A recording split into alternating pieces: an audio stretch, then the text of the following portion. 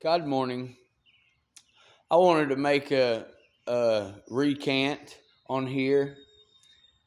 I have typed on here God Vice before, and I wanted to. God has gotten on to me about that, and He wanted me to make it absolutely clear that the advice that the Holy Spirit gives, and I'm talking to myself too, mostly, I'm just letting everybody else know from my lesson.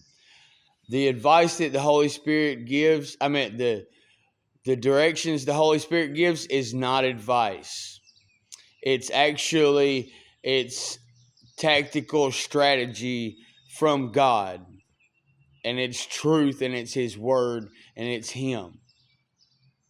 I just wanted to correct that mistake. It's not what God tells you, what the Holy Spirit speaks to you, is not advice. God bless you.